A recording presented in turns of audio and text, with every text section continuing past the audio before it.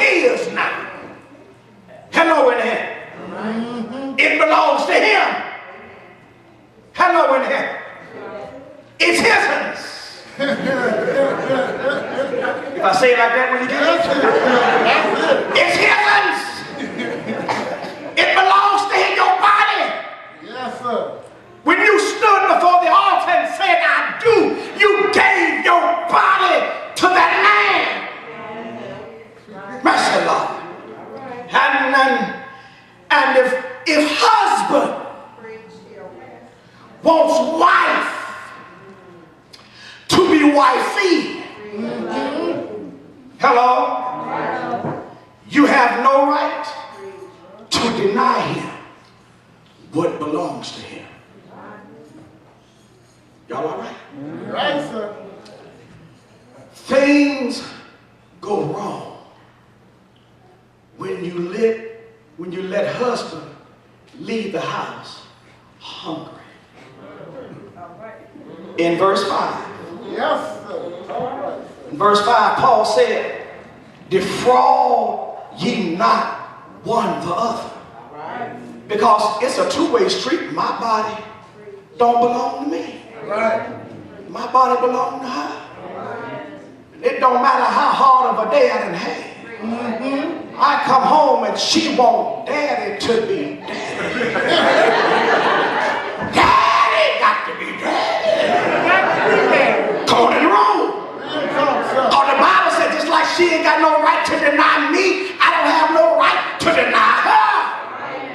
And Paul says the danger of denying them what's theirs is that Satan may come in and tempt you for your inability to control your intimate desires. You follow what I'm saying? And things have happened in our houses like that. You decide because you ain't do what I want you to do the way I want you to do it, I'm not going to perform my wifely duties. That man isn't strong enough to deal with that. Hello in here. All right. I'm trying to help you understand us. Sometimes because we're not as in touch with our feelings as you are, that intimacy is the only time that we get to explore our intimate side. And when you deny me of that, you starve me from the roots. What happens to a tree when it starts to dry up from the roots? Right, sir. You follow what I'm saying? And the first thing you want to holler is what he did with such and such. And so and so. I'm not saying he's right for that at all. Because adultery is wrong no matter what the reason is.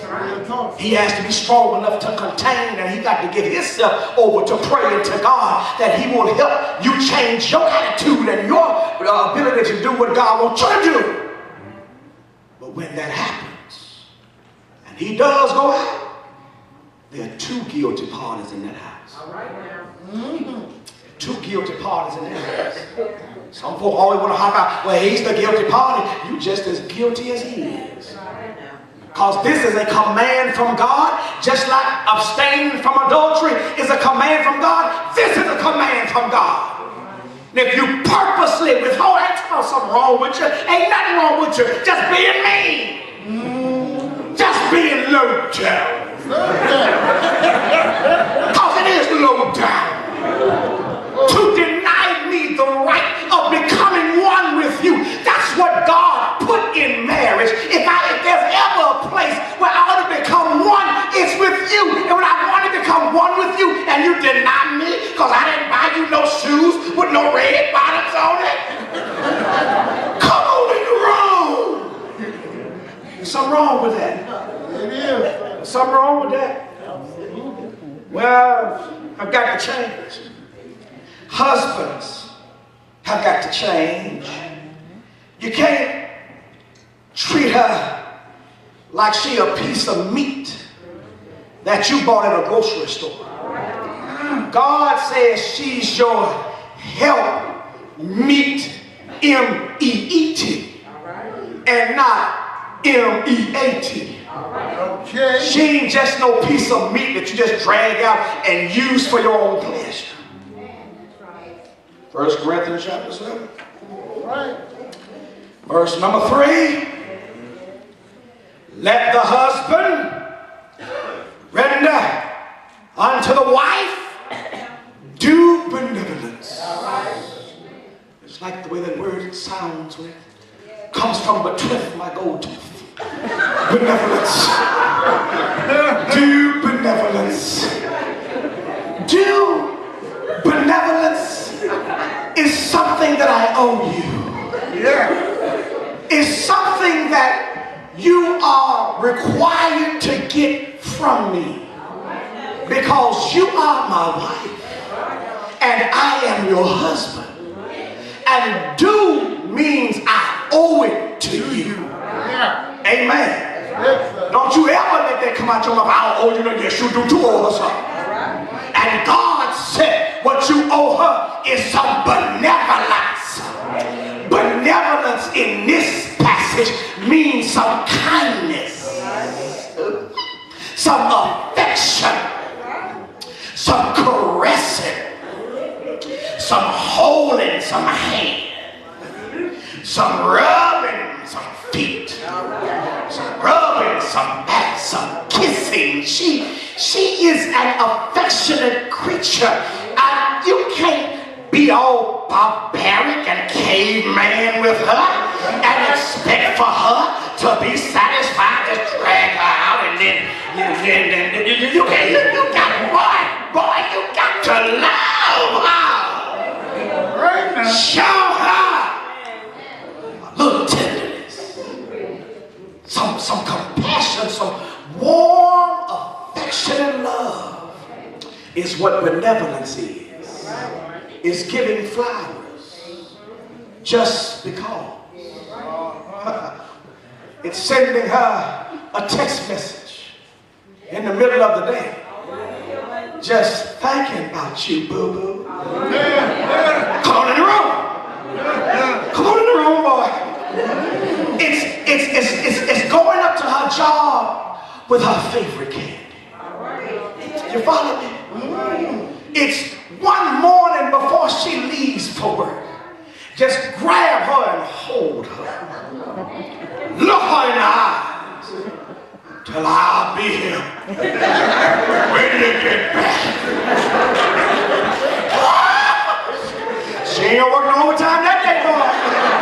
Amen. Up in here. You owe her something because she's your wife. God calls it due benevolence. And then in Ephesians chapter 5, he said, love her as Christ loved the church and gave himself for it.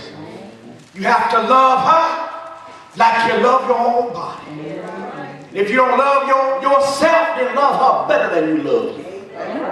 Because that's what she deserves. Husbands got to change.